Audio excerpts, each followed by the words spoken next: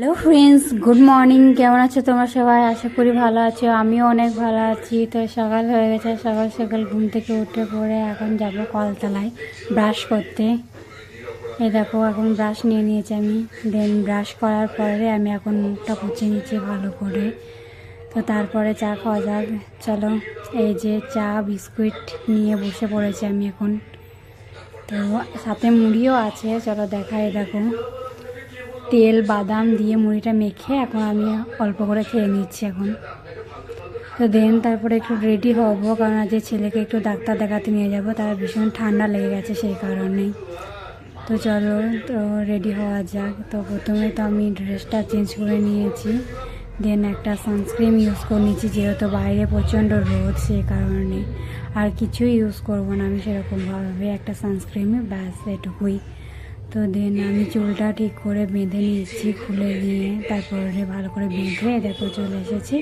এবার অল্প করে সিঁদুর টিকিয়ে নিই, দেন একটু একটা ছোট্ট করে একটা টিপ পরে নিয়েছি, দেন হালকা করে একটু লিপস্টিক অ্যাপ্লাই করে ব্যাস আমার হয়ে গেছে রেডি একদম আমি এখন।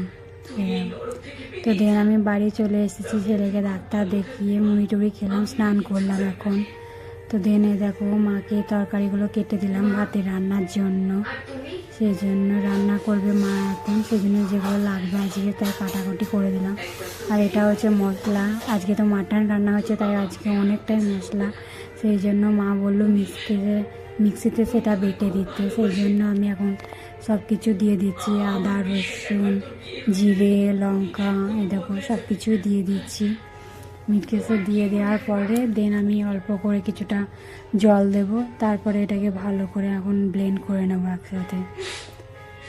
তো দেখো আমি জলও দিয়ে দিলাম। এবার ঢাকনাটা লাগিয়ে আমি এখন এটাকে অন করে দেব। তো দেখো আমার ভালো করে মশলাটা পেশা হয়ে গেছে, খুব সুন্দর হয়েছে পেশাটা। তো দেন আমরা এখন খেতে বসে পড়েছি, দুপুরবেলায় রান্না হয়ে গেছে। এই দেখো মাটন কষা, ঝোলটা খুব সুন্দর হয়েছে খেতে, দেখেছি আমি আগে একদম কষা করেছিল মা, তখনই এক পিস খেয়ে রেখেছি, খুব ভালো হয়েছে। তো এই দেখো তারপরে আমি খাওয়া শুরু করলাম।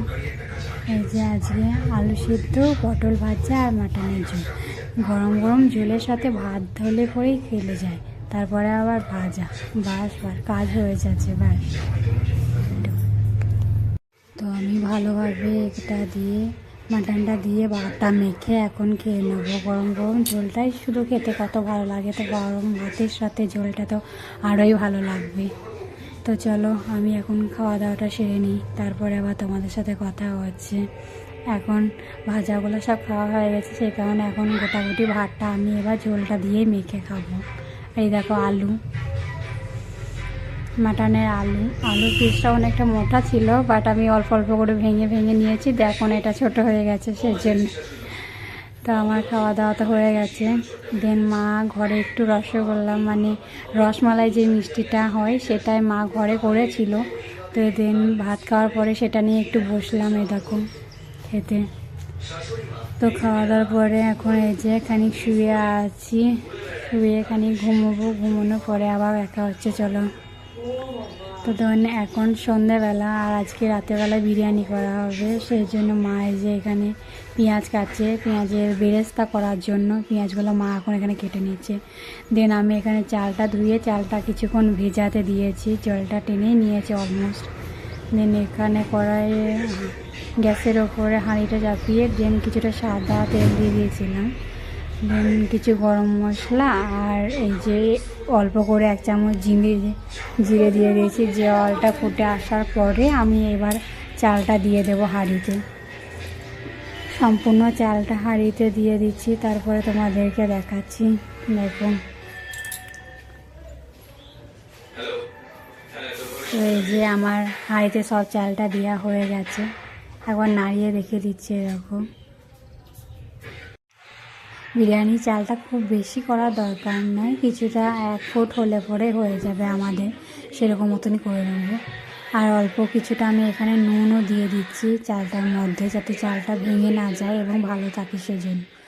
তো তারপরে আমি দুধে যে ঘোলটা হয় সেটা বানিয়ে নিচ্ছি এখানে। তো তো এই দেখো এখানে আমি দুধের ঝোলটা বানানোর জন্য দুধের সাথে আর কি যেগুলো দেবো সেই মিশ্রণটা বানানোর জন্য কিছুটা দুধ নিয়ে নিলাম এখন।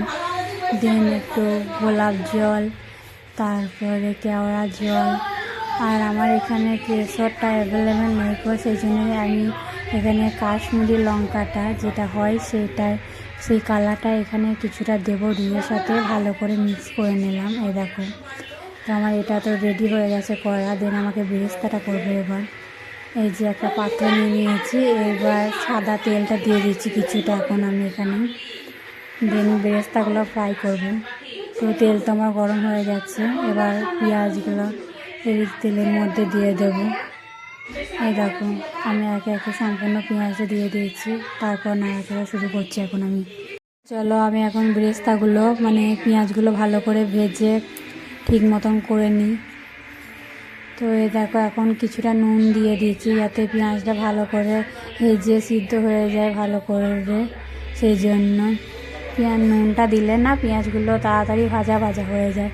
তো এই দেখো আমার অনেকটাই হয়ে এসেছে প্রায় পেঁয়াজটা, আর কিছুটা করব, তারপরে এগুলো তুলে নিচ্ছি। এই যে আমার হয়ে গেছে, আর করব না, খুব বেশি ফ্রাই আমাদের পছন্দ হয় না কো।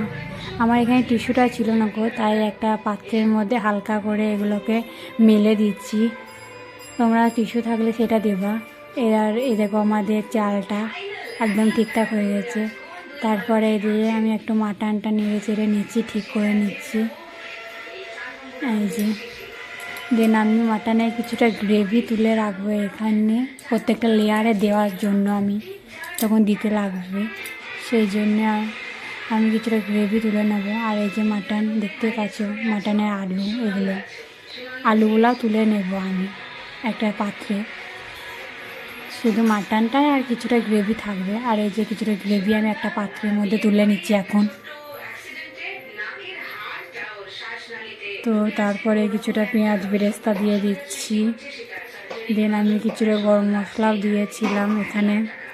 তারপরে প্রথম লেয়ারের জন্য আমি এখানে ভাতটা দিয়ে দিয়েছে মা এখন। তো প্রথম লেয়ারের জন্য মা তো ভাতটা দিয়ে দিয়েছে। দেন আমি এখানে আলুগুলো দিয়ে দিলাম, পেঁয়াজ বেরেস্তা দেওয়া হয়েছে, তারপরে মাটনের যে গ্রেভিটা তুলে রেখেছিলাম সেটা দিয়ে দিলাম। এই দেখো দেন গরম বিরিয়ানি যে মশলাটা হয় সেটাও দিয়েছি, গরম মশলাও দিয়েছি, তারপরে দুধের কিছুটা যে মিশ্রণটা করে রেখেছিলাম সেটাও দিয়েছি এখানে, পেঁয়াজ বেরেস্তাটাও দেওয়া হয়েছে।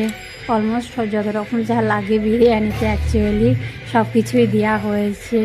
হ্যাঁ, অল্প পরিমাণে ঘিও দেওয়া হয়েছে। সব কিছু দিয়ে একসাথে এবার ঢেকে নেওয়া হবে। তারপরে এটাই শেষ লেয়ার আর কি, আমরা দুটো লেয়ারে ভাগ করে দিয়েছি, সেই জন্য এইটাই লাস্ট লেয়ার, 2 নম্বর লেয়ারটা। এখানেও আলুগুলো সমান করে দিয়ে দিচ্ছি এখন আমি। তো এরকম আলুগুলো দেওয়া হয়ে গেছে আমার, আর কিছুই দেওয়ার নাই কো। এবার যে গ্রেভিটা তুলে রেখেছিলাম সেই গ্রেভিটা এখানে দিয়ে দিচ্ছি, মাটনের গ্রেভিটা। তো চলো ভালো করে দিয়ে দিই আমি এখন। একের পর এক লেয়ার করতে কত সময় লেগে যাচ্ছে। তারপরে এই যে দুধের যে মিশ্রণটা রেখেছিলাম সেটাও দিয়ে দিলাম। তো এখন দুধের গ্রেভিটাও দিয়ে দিচ্ছি, দুধের যে মিশ্রণটা করে রাখা হয়েছিল, গ্রেভি বলে ফেলছি আমি আবার। তারপরে যে পেঁয়াজ বেরেস্তাটা করা হয়েছিল সেটাও দিয়ে দিলাম একসাথে। তো এরপরে বিরিয়ানি মশলাটাও দিয়ে দিচ্ছি। দেখো বিরিয়ানি মশলাটা দিলে তবে আমরা আবার দমে বসাতে পারবো শেষে তখন। আর কিছুটা এই যে গরম মশলাও দিয়ে দিয়েছি, এই যে দেখতে পাচ্ছ তোমরা। তো এরপরে শেষ লেয়ারের জন্য আমরা এখন প্রিপারেশান নিচ্ছি।